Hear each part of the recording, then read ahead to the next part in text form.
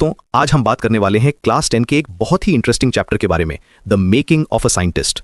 ये चैप्टर सिर्फ एक स्टोरी नहीं है, बल्कि एक यंग बॉय के साइंटिस्ट बनने का पूरा जर्नी है। रिचर्ड एब्राइट की कहानी के थ्रू हम देखेंगे कि कैसे क्यूरियोसिटी और पैशन किसी भी इंसान को ग्रेट हाइट्स तक पहुंचा सकते हैं। रिचर्ड एब्राइट का बचपन बिल्कुल ऑर्डिनरी था, लेकिन उसमें एक बात स्पेशल थी। वो हमेशा क्वेश्चंस पूछता रहता था। उसकी माँ ने उसे एनकरेज किया कि वो अपनी क्यूरियोसिटी को अलाइव रखे। यहां पर हमें पहला इंपॉर्टेंट लेसन मिलता है, पेरेंटल सपोर्ट कितना क्रूशियल होता है एक चाइल्ड के डेवलपमेंट में। एब्राइट की मां ने उसे बुक्स दी, माइक्रोस्कोप दिया और सबसे इंपॉर्टेंट बात, उसके क्वेश्चंस का आंसर देने की कोशिश की। जब एब्राइट छोटा था तो उसका इंटरेस्ट बटरफ्लाइज में था। वो उन्हें कलेक्ट करता था, उनके पैटर्न स्टडी करता था। लेकिन यहां पर इंटरेस्टिंग बात यह है कि वो सिर्फ कलेक्टिंग में नहीं रुका। उसने रियलाइज किया कि रियल साइंस तब होती है जब आप ऑब्जर्वेशन करते हैं, हाइपोथेसिस बनाते हैं और फिर उसे टेस्ट करते हैं। यह साइंटिफिक मेथड का परफेक्ट एग्जाम्पल है।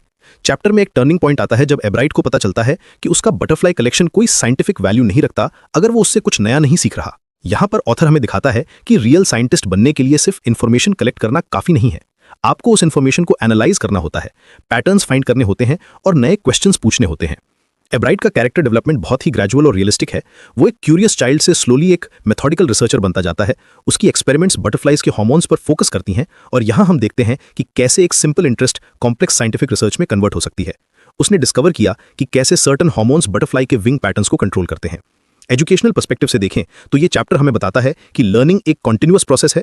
एब्राइट ने कभी भी ये नहीं सोचा कि अब मैं सब कुछ जानता हूं। हर एक्सपेरिमेंट के बाद उसके पास नए क्वेश्चंस आते थे। ये साइंटिफिक टेम्परामेंट का हॉलमार्क है, हमेशा क्वेश्चनिंग, हमेशा लर्निंग। चैप्टर में एक और इंपॉर्टेंट थीम है परसिवियरेंस।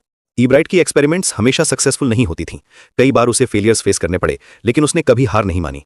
यह मैसेज बहुत क्लियर है कि साइंस में फेलियर्स एक नेचुरल पार्ट हैं और रियल सक्सेस तब आती है जब आप उन फेलियर से लर्न करते हैं। ऑथर ने बहुत स्मार्टली यह भी दिखाया है कि कैसे एब्राइट का साइंटिफिक अप्रोच उसकी डेली लाइफ में भी रिफ्लेक्ट होता था। वो सिस्टमैटिक था, ऑर्गेनाइज था और हमेशा एविडेंस बेस्ड थिंकिंग करता था। ये क्वालिटीज सिर्फ साइंस में नहीं बल्कि लाइफ के हर फील्ड में यूजफुल होती हैं। चैप्टर का एक फैसिनेटिंग एस्पेक्ट यह है कि यह मॉडर्न साइंटिफिक रिसर्च की रियलिटी को भी टच करता है। एब्राइट की रिसर्च इवेंचुअली डीएनए और सेल बायोलॉजी के एरियाज में कंट्रीब्यूट करती है, जो कि कटिंग एज साइंस है। यह स्टूडेंट्स को दिखाता है कि साइंस कोई एब्स्ट्रैक्ट कॉन्सेप्ट नहीं है, बल्कि रियल वर्ल्ड एप्लीकेशंस वाला फील्ड है।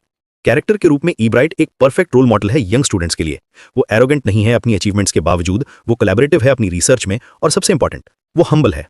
ये क्वालिटीज एक ट्रू साइंटिस्ट की हैं। एजुकेशनल सिस्टम के कॉन्टेक्स्ट में ये चैप्टर एक इंपॉर्टेंट मैसेज देता है।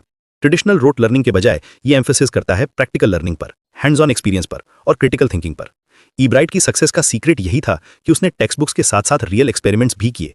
चैप्टर में साइंटिफिक प्रिंसिपल्स को बहुत नेचुरली इंटीग्रेट किया गया है।